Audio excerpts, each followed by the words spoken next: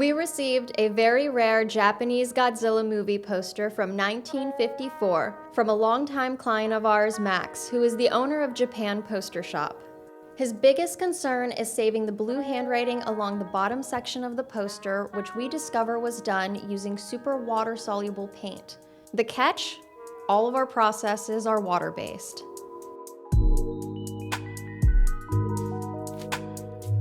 We were very fortunate to have a conversation with Max about the poster, its history, and its rarity. And since he is joining us from Tokyo, Japan, I apologize, there is a slight delay with the stream quality.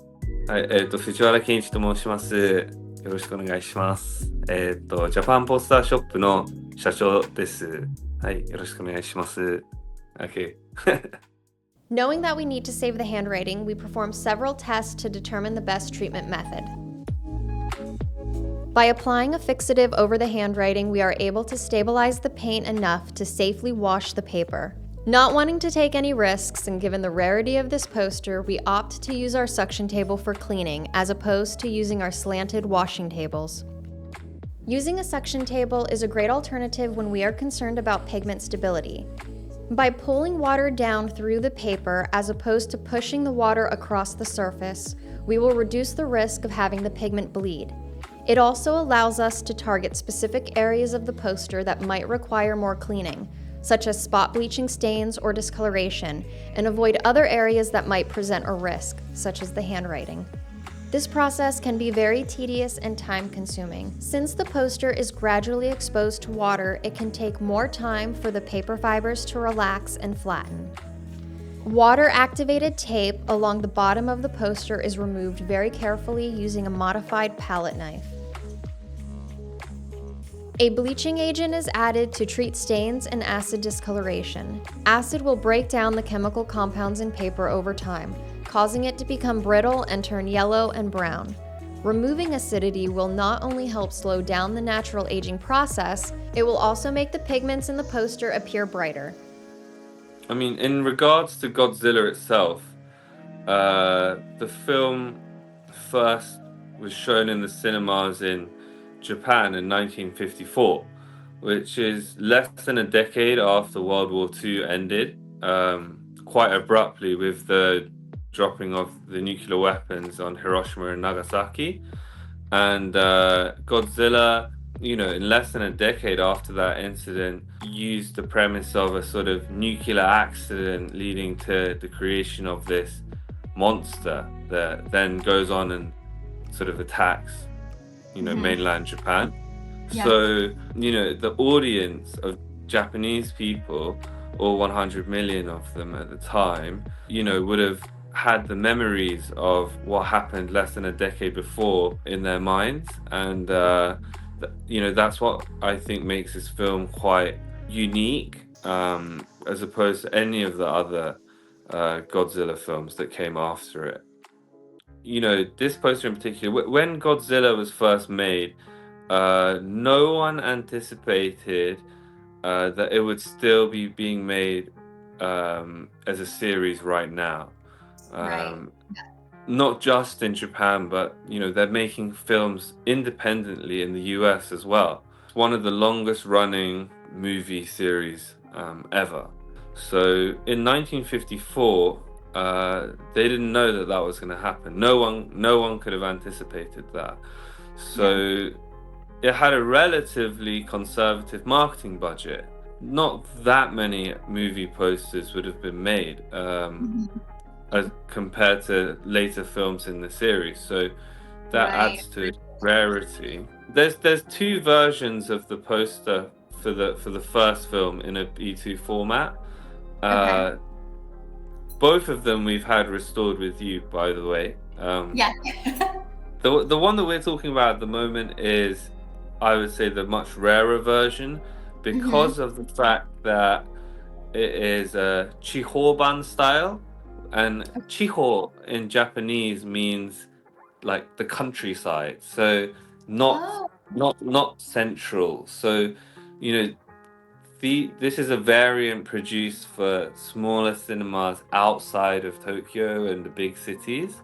And a few came up a couple of decades ago um, all at the same time of this poster, and this poster that I purchased at auction is one of those that came out 2 decades ago from Okay. a find in Shibuya. There are two examples of it that have sold in the US. I think one in the early 2000s and one in the 2010s. And let's say there's a couple more in the US or Europe. And Interesting. there's two other known copies in Japan. So let's say there's around 10 known copies in the world. The blue handwriting at the bottom. Can you let me know why? Well, first off, what did it say? Who would have written that, and what was the importance of saving that handwriting? Okay, so what does it say? So first, what it says is the date of showing, and then Okay. it says the prices for an adult and the price for a child. Oh, Yeah. Who would have written it? Well, it would have been an employee at the cinema. It could have been a junior employee in their 20s or 30s, who knows? But if the film was showing in 1954, that would mean that they were born in the sort of 30s potentially or earlier. And okay. I think it's incredible to think that someone with the Japanese people were not using pens. We were using brushes to write then. Yeah. So someone inked the brush and actually personally wrote that, an anonymous someone, and their mark is forever like left on this poster that now we have here, and that kind of it actually brings up a bit of an emotion in me, because I like to watch quite a lot of old films and stuff, and it kind of takes you back to that era. And Yep. thinking Yep. about this anonymous person who will probably never know who it was, but wrote that on that poster, to me makes it super valuable. Yeah. I would never want to erase that or from the poster. Yeah. You have had quite a few pieces restored. Does restoring this poster specifically, in your opinion, increase its value or make it more sellable? So to break up that into two Oh, parts. absolutely. Go ahead. So does it increase its value? Yes, I would say so, because the value of something is what people are willing to pay for it, and our primary customer base is in the West. Okay. And I feel like for a piece of this value, it's almost a requirement for it to be linen backed in the West. Oh, okay. Whereas, Interesting. yeah, in Japan, there's a much more sort of leave the item as it is. Okay. You know, there's not a linen backing industry here even. So, What? yeah, it's interesting, isn't it? Which is why you ship it to us. Yeah, well, also because you do the best work and everything, but and I'm more than happy to wait however long, Yes. yeah, Yes. A it's long way. yeah. I'm so sorry. A fully reversible acid-free adhesive is applied. The poster is then mounted to a stretch canvas frame lined with acid-free paper.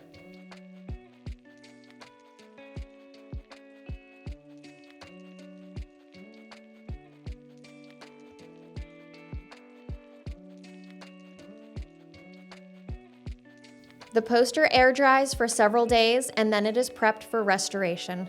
Since the stains through the main image were reduced with the cleaning and bleaching process, there was very little restoration to be performed.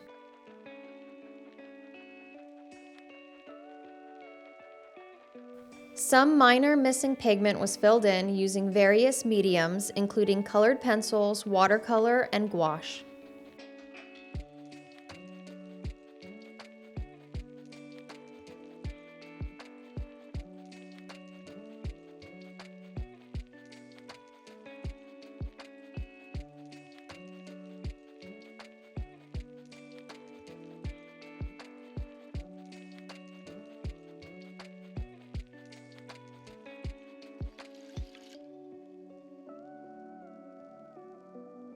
Overall, we were very happy with the outcome of this project.